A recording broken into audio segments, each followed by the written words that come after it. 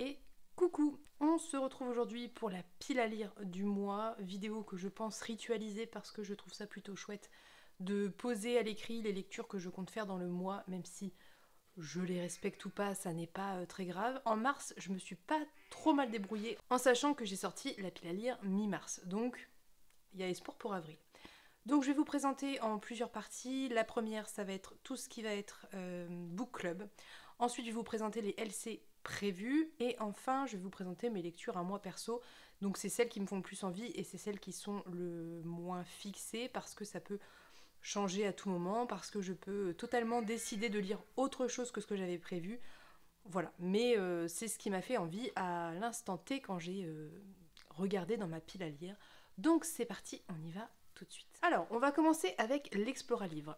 Les deux livres prévus pour l'Explora-Livre sont en français le tome 2 de l'épée, la famine et la peste que je n'ai pas encore, qui est donc la suite du tome 1, qui conclut la duologie, donc je ne vais pas trop en parler parce que ça risque un petit peu de spoiler. Ce que je peux vous dire du tome 1, que du coup j'ai déjà lu, c'est qu'on est dans un espèce d'univers de fantasy où les araignées ont un petit peu envahi la Terre et sont potentiellement dangereuses pour les humains, puisque quand elles les piquent, ça a des effets secondaires plus ou moins graves selon les araignées, et on est dans un peu une espèce de chasse aux sorcières, puisque évidemment ce sont les femmes la principale cible de ces messieurs. Donc on est sur plusieurs thématiques, comme toujours chez Aurélie Wellenstein, il y a de la psychologie, il y a du traitement de syndrome post-traumatique, il y a du féminisme. Voilà, j'ai plutôt apprécié le tome 1, même si j'attends d'avoir la suite et de lire la suite pour émettre un avis final, parce que j'ai trouvé, somme toute, que c'était assez introductif, et même s'il se passe des choses et qu'il y a une vraie fin au tome 1, je pense qu'il y a plus de choses qui vont se débloquer dans le tome 2, donc j'attends de le lire pour vous faire un avis sur l'ensemble. Deuxième livre, qui est donc un livre en version anglaise, version originale anglaise, c'est The Drowned Woods, que je dois prononcer très très mal, d'Emily Lloyd Jones, que j'ai entamé. J'ai lu le prologue, le chapitre 1 et une partie du chapitre 2, que je n'ai pas non plus en physique parce que je pense le lire en numérique, pour la simple et bonne raison. Quand je le lis en numérique, j'ai un mode où il y a des définitions pour les mots compliqués en anglais, mais ça donne un peu des synonymes et ça m'oblige à ne pas traduire quand je ne comprends pas et à un peu me creuser la tête, ce qui est plutôt pas mal puisque c'est un petit peu l'objectif de lire de l'anglais. Je n'ai jamais lu le résumé, mais en ayant commencé, j'ai une petite idée, donc c'est un univers de fantasy.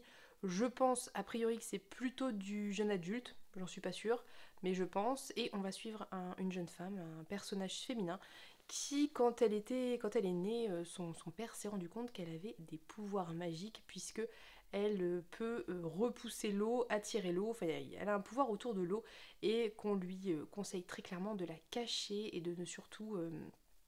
surtout qu'elle ne soit pas... que personne ne sache qu'elle a ces pouvoirs-là. Et ce qui se passe en fait dès le début, c'est qu'évidemment elle se fait griller, elle se fait enlever et amener au prince. Et après je pense qu'il y a tout un truc autour de ses pouvoirs. Alors j'imagine ça peut-être un peu à la Keleana, où on va l'obliger à rendre un service au royaume en échange de sa liberté ou quelque chose comme ça. J'en sais pas franchement plus, j'ai lu comme je vous ai dit que 2 chapitres plus le prologue, ce qui fait assez peu pour non seulement émettre un avis, mais avoir une idée générale de l'histoire. Pour le moment, je trouve ça plutôt sympa. Ça m'a ceci dit fait un peu bizarre après Legends and Lattes, parce que même si c'est de la fantasy, on n'est pas du tout sur les mêmes champs lexicaux, donc j'ai eu un peu l'impression de repartir à zéro, mais une fois que j'étais lancée, ça allait. Donc je l'ai pas continué, j'ai lu ça à la fin du mois de mars, le début.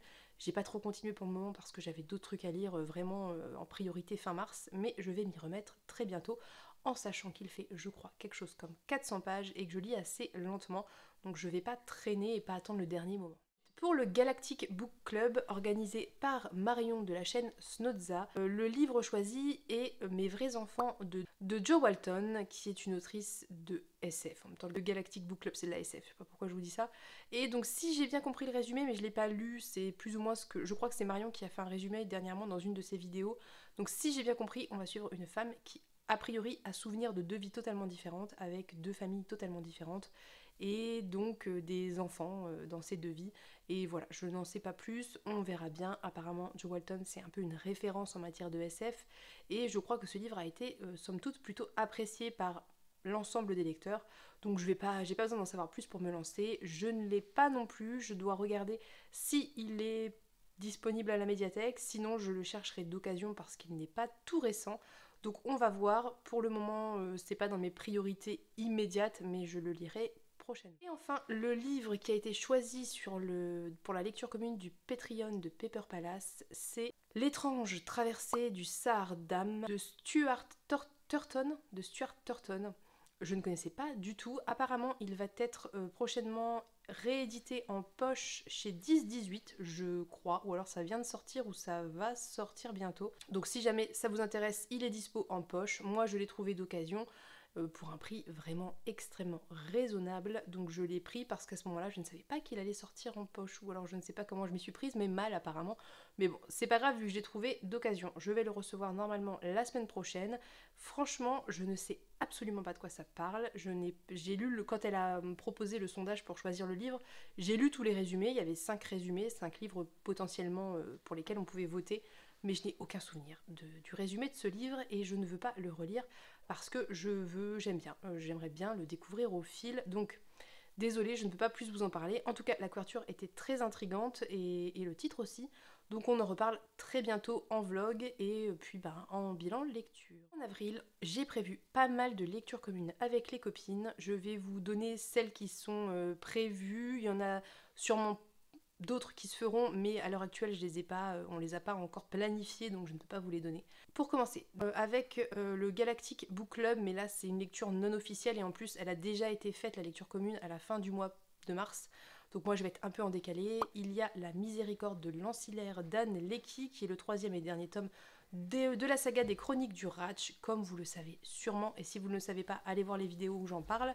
J'ai adoré le tome 1, j'ai encore plus aimé le tome 2, et Marion a adoré le 3e volume, donc je n'ai qu'une envie, c'est de le lire.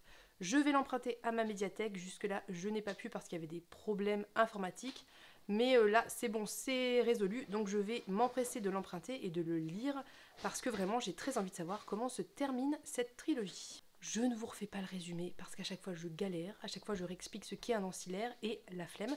Donc je vous remets, si ça vous intéresse, en barre d'infos, le point lecture du 1er et 2e volume. Le 2e livre qu'on a prévu avec Marion, c'est Qui a peur de la mort de Nnedi Okorafor. On l'a toutes les deux dans notre palle. Moi j'ai envie de le lire depuis genre 3 ou 4 mois, je n'arrive pas à le sortir, enfin si, je sais un peu pourquoi. Parce que j'ai du mal à sortir mes livres, vu que je passe ma vie à emprunter en médiathèque, et que c'est un petit peu un pavé, que c'est assez petit, et que je pense que ça va demander quand même une certaine rigueur en termes de lecture, mais pourtant j'ai vraiment très envie de le lire. Je l'avais acheté, je l'avais vu à la librairie, c'est publié dans les belles éditions collector ActuSF, et c'est sûrement un des premiers livres que j'ai acheté et que j'ai montré sur cette chaîne, donc ça devait être début octobre, il serait vraiment temps de le lire. Je pense qu'on va se le faire dans la 2e moitié du mois. Concernant le résumé, je ne me rappelle plus très bien, si ce n'est que de mémoire, on va suivre une jeune femme en Afrique. Alors je crois, si je ne dis pas de bêtises, que ça doit être au Nigeria, parce que de mémoire, l'autrice est originaire du Nigeria, mais je peux me tromper. Mais il me semble que c'est au Nigeria, et en fait, on est dans une espèce, il me semble, de post-apo fantastique, où une jeune fille a été exclue de son village parce qu'elle a notamment des pouvoirs magiques. Et voilà. J'ai lu 2 Nnedi Okorafor qui étaient plutôt des jeunesses que j'ai adoré. J'ai adoré son écriture, j'ai adoré sa manière de traiter les thématiques féministes, autour du racisme, autour aussi de, comment on appelle ça, de Akata, je crois que ça s'appelle Akata le terme.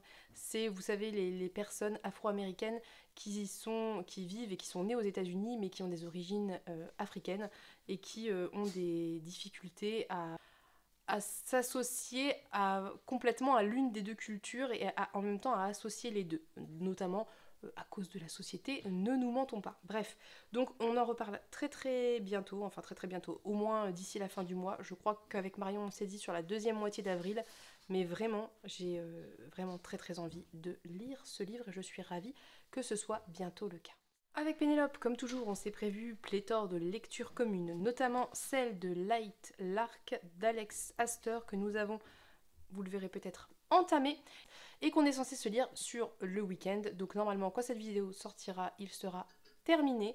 Ce que je peux vous dire du résumé, c'est qu'on suit en gros 6 souveraines qui ont été maudits à un moment donné et pour se libérer de leurs malédictions respectives, puisque tous n'ont pas exactement la même, eh bien il faut que l'un d'entre eux meure et tous les 100 ans, ils organisent ce qu'ils appellent le centennal, où les 6 souverains et souveraines se retrouvent et il y a des règles assez précises autour de tout ça. Dans le livre, nous suivons le personnage de Isla, je ne sais même plus son prénom, c'est bien... je crois que c'est Isla. Oui, c'est Isla. On suit le personnage d'Isla qui est la plus jeune des 6, qui fait partie du peuple des sauvages, donc c'est un peuple assez proche de la nature et qui va essayer de sauver à la fois son peuple et sa vie, hein, concrètement, puisque si un des souverains meurt, ça libère les 5 autres de la malédiction, mais ça extermine son peuple dans son intégralité, puisque les différents royaumes ont besoin de leur souverain pour survivre. Voilà, donc c'est un peu ça le pitch de base, c'est du jeune adulte. Pour le moment, c'est très chouette, je vous en reparle aussi très très bientôt pour le coup, puisque normalement on se le termine sur le week-end. Avec Pénélope, on a également prévu de se lire un livre dont je ne vous parlerai pas pour le moment, puisque on est en train de prévoir un petit truc autour, donc celui-ci commence la semaine prochaine, et ensuite, normalement, si tout va bien, nous pourrons enfin lire le tome 2 de Colis, donc les épreuves de Colis de M.R. Carré. On avait beaucoup aimé le tome 1, à la fois l'univers et les personnages, et je pense qu'on a toutes les deux très envie de savoir la suite de cette saga qui compte 3 tomes, si je ne m'abuse, publiés chez La Talente, qui va suivre le personnage de Colis au début quand il est adolescent, et j'imagine de plus en plus, au fil de sa vie et de ses aventures, je sais pas franchement ce qui va se passer dans la suite, je l'ai attaqué sans savoir ce qui se passait du tout dans le tome 1, et je vous remets en barre d'infos le vlog où j'en parle parce que pareil, ça fait partie de ces livres qui, à résumer, sont une tannée, et le but d'une vidéo pile à lire, c'est pas non plus que ça dure 3 heures, donc je vous remets ça en barre d'infos si jamais ça vous intéresse, et vous aurez par la même occasion mon avis sur ce premier volume. Autre LC prévu de longue date et que j'aimerais vraiment faire ce mois-ci, c'est l'Aube d'Octavia Butler que j'ai prévu de lire avec Anaïs du compte Instagram La Poulposophie, qui est une saga de SF et qui, je pense, sera assez sombre, hein, concrètement. On va suivre le personnage de Lilith, qui se réveille, je crois, dans un vaisseau où elle découvre que des espèces d'extraterrestres ont enlevé les humains pour les sauver de l'extinction, mais apparemment, c'est pas forcément une très bonne chose, j'allais dire, ou en tout cas ça va nécessiter tout de même un petit peu de travail pour la survie. Je n'en sais pas beaucoup plus. La saga s'appelle Xenogenesis et a l'air très très chouette, donc j'ai assez hâte de le lire, de découvrir de quoi ça parle, et voilà, tout simplement, puisque j'adore Octavia Butler, vous le savez, et qu'il est vraiment temps que nous le sortions. Donc je vais voir avec Anaïs, mais normalement je crois qu'on se l'est prévu vraiment en avril. Avec Juliette, on s'est prévu la lecture de Meute de Karine Renberg, publiée chez ActuSF, que Pénélope nous a très bien vendu. Pas qu'elle, parce que j'ai vu que beaucoup de gens avaient aimé, mais notamment Pénélope. Et je n'en sais pas trop, si ce n'est qu'on est dans un espèce de royaume lycanthrope de mémoire. Donc je ne sais pas, nous verrons bien, j'ai franchement hâte de l'attaquer. Là pour le moment, Juliette a pas mal de trucs à lire, mais je pense que ça va pas trop traîner dès qu'elle aura terminé ce qu'elle avait à faire. Je pense qu'on va se l'attaquer, de toute façon on n'a pas franchement non plus de rythme imposé, on peut y aller tranquille, il n'y a pas de souci en fonction de nos dispos. Mais vraiment j'ai hâte de le lire. C'était un des cadeaux que mon frère m'avait envoyé en janvier et il est plus que temps que je le sorte parce qu'il fait partie de ceux qui me faisaient le plus envie. Enfin, dernière personne avec qui j'ai prévu des lectures communes mais je n'ai aucun des volumes, c'est The Riddler bien évidemment. Nous avons prévu de lire les archives de l'Exode, donc le tome 3 des Voyageurs de Becky Chambers, que j'ai trouvé d'occasion, que j'ai commandé et qui devrait arriver la semaine prochaine normalement. Et si tout va bien, entre-temps, nous devons sortir sortir de la palle, j'allais dire, pour elle oui, mais pas pour moi, puisque je vais l'emprunter en médiathèque. Le tome 2 des Chroniques de l'érable et du cerisier, dont je ne me rappelle plus le titre. Nous avions lu le tome 1 il y a quelques mois maintenant, et puis je crois que c'était avant Noël, il me semble, ou c'était... Oui, ça devait être au moment des Vlogmas, donc ça devait être en décembre. On avait dit qu'on sortirait assez rapidement le tome 2 et on s'est laissé, la vie, quoi. Et du coup, là, il est temps que, je pense, on le sorte et qu'on voit. Ce tome 2 va être un petit peu décisif parce que le tome 1, c'était quand même assez mitigé. C'est-à-dire que l'univers était chouette, l'écriture était vraiment très bien, mais on s'est sentis toutes les deux, elle plus que moi, flouées sur la marchandise, puisque le titre, le résumé, la couverture ne laissait pas entendre que... Enfin, le titre, si, pardon, je rectifie. La couverture et le résumé ne laissaient pas entendre qu'on parlerait autant de théâtre. Et c'est vrai qu'à un moment donné, on s'est un petit peu lassé. Alors moi, ça me faisait beaucoup rigoler parce que je voyais The Riddler qui s'agaçait sur le fait qu'on voit si peu de samouraïs. Moi, du coup, ça m'a fait rigoler, mais je pense que si je l'avais lu seul, ça m'aurait clairement saoulé aussi. Moralité, on va essayer le tome 2, on va voir si enfin il y a un petit peu d'action et si on est plus proche des attentes qu'on en avait toutes les deux. Et si ce n'est pas le cas, bah tant pis, c'est pas grave, on abandonnera la saga. Et puis de toute façon, on a toujours Becky Chambers à continuer en sachant qu'en mai, le dernier volume va sortir et que je pense que nous avons toutes les deux à la fois hâte et nous redoutons un petit peu ce moment, la fin de cette saga. Mais soit, deux lectures communes prévues avec The Riddler, deux lectures communes qui sont somme toute assez rapides à faire parce que franchement, les chroniques de l'érable et du cerisier, c'est du jeunesse, ça va tout seul, et parce que Becky Chambers, ça se lit très vite, d'autant que je crois que les archives de l'Exode est encore plus court que les deux précédents. Donc ça devrait être tout à fait faisable en un mois. Nous allons maintenant passer aux lectures que j'ai prévues pour moi, celles que j'aimerais vraiment faire ce mois-ci. C'est pas du tout exclusif, ça veut dire que je ne fais pas partie des personnes qui prévoient concrètement leur lecture et qui respectent les pales qu'elles font, hein, voilà, je vous le dis. J'en ai choisi 6 ici, mais concrètement j'en lirai d'autres, c'est sûr, et est-ce que je lirai ces 6 là, c'est pas sûr. Mais c'est pas grave, c'est ceux qui me font envie là maintenant. En tout cas, pour sûr, j'aurais lu le 8e sortilège de Terry Pratchett puisqu'il est entamé comme vous pouvez le voir. Donc lui, c'est sûr qu'il va être terminé dans le mois d'avril. Je l'ai commencé et je peux vous dire que je suis toujours aussi fan et de l'humour et de l'univers et des personnages des Annales du Disque Monde. Je trouve vraiment que c'est totalement différent de tout le reste de la fantasy que j'ai pu lire. Il y a peut-être d'autres auteurs hein, de ce genre hein, qui font de la parodie de fantasy. Mais qu'est-ce que c'est drôle, je suis fan. Je précise pour les personnes qui préfèrent la VO que le traducteur de Terry Pratchett en France, qui est Patrick Couton, est extrêmement renommé, est un très très bon traducteur très connu, et il me semble que l'auteur lui-même, hein, que Terry Pratchett, avait encensé son travail comme excellent. Et comme la meilleure traduction de son œuvre, en sachant qu'il y a genre 57 traductions des Annales du Disque Monde, voilà. Voilà, donc je ne peux que vous encourager à le découvrir en français, ça ne posera pas de problème de traduction, c'est une certitude. Je vais pas trop vous en parler, alors j'ai parlé en fait de pas grand chose au final hein, dans ce que je vous ai montré, mais soit, mais je vais pas trop vous en parler parce que d'une part c'est un tome 2, d'autre part c'est très difficile de résumer je trouve les volumes des Annales du Disque Monde. Sachez juste qu'on est dans l'arc narratif de Rincevent, le mage raté, et de Deux Fleurs, le premier touriste des Annales du Disque Monde, et que tous les deux sont à la fois très drôles et attachants, que je les apprécie beaucoup, que j'aime beaucoup leurs caractéristiques, que je trouve très drôles, et que voilà, j'ai très hâte de continuer cette saga qui compte, je crois, 41 ou 42 volumes. Autre lecture qui va sûrement passer en avril parce que là on n'est quand même pas sur des gros volumes et qui à un moment faut pas exagérer, c'est les tomes 1 en relecture et le tome 2 d'Histoire de moines et de robots. Le 2 est encore plus petit que le 1 mais ça m'attriste, mais bon. Ouais, voilà, donc j'ai très envie de relire le 1 et d'enchaîner avec le 2. Pourquoi relire le 1 ? D'une part parce que c'est l'histoire d'une heure et demie ou 2 heures peut-être. D'autre part parce que quand j'ai découvert le tome 1, c'était à l'époque où je lisais très peu de SF et très peu de ce genre d'écrit, et que je pense qu'une relecture avec l'œil un peu plus avisé que j'ai à l'heure actuelle, notamment en SF mais aussi dans l'écriture de Becky Chambers, serait vraiment très chouette. Donc je vais enchaîner les deux très prochainement parce que bah voilà, Becky Chambers quoi. Mais quelle merveille, quelle merveille Becky Chambers. Et quelle beauté je trouve ces couvertures. Je pense pas que ça plaise à tout le monde, hein, c'est un peu spécial. Mais moi je trouve ça très très beau. J'aimais encore plus la première avec les fleurs et tout que je trouvais magnifique. Mais la deuxième est vraiment très chouette aussi.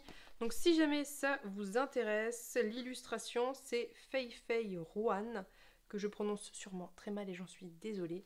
Et voilà, donc pareil, je vous en reparle très bientôt. Et pour le résumé, j'ai fait un vlog dédié qui n'est pas trop long, je crois, sur le tome 1. Quand je l'ai découvert en octobre ou novembre, je vous remets ça en barre d'infos. Ensuite, J'ai pour espoir de lire La maison sur la mer céruléenne, mais c'est fou, je n'arrive pas à le dire en français, comment voulez-vous que je le prononce en anglais, c'est impossible.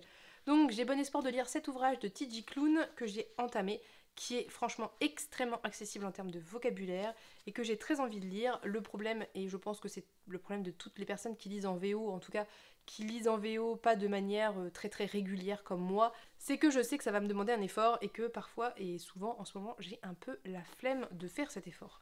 Ceci étant dit, j'ai vraiment très envie de découvrir cette histoire et puis je n'ai eu que des bons retours, donc voilà, il faut vraiment que je me bouge pour le lire. Les 2 derniers livres que je vais vous présenter sont de beauté et je vous les ai déjà présentés. Il y a d'abord La main gauche de la nuit d'Ursula Le Guin. C'est les éditions Robert Laffont ici, qui est très joli, moi je trouve, que j'aime beaucoup, que je devais lire en mars et qu'au final j'ai fait le choix de lire plein de petits livres et plein de trucs qui traînaient, histoire de conclure mon mois de mars et de me garder celui-ci pour un moment où je serai plus posée, c'est-à-dire là, début avril, quand je suis pas encore stressée, enfin stressée, c'est un grand mot, mais quand je suis pas encore dans le rush de je dois rendre 45 livres et je suis en retard. Je pense qu'après Terry Pratchett, ça sera lui qui va y passer, parce que vraiment je suis extrêmement curieuse de découvrir cette histoire. On va suivre des personnages sur une planète glacée qui apparemment sont hermaphrodites puisqu'ils peuvent changer de sexe littéralement en fonction des besoins et je pense pour la reproduction. Et apparemment un ambassadeur venu de Terre va débarquer sur cette planète et voilà, je n'en sais pas beaucoup plus. Je suis vraiment curieuse de le découvrir, mais c'est vrai que très franchement, on est sur une édition vraiment compacte. Les caractères sont tout petits et on est sur peu d'interlignes. C'est quand même assez, ouais, c'est assez dense. Hein. Franchement, ils ont optimisé l'espace. J'avais essayé de commencer et j'étais pas dedans.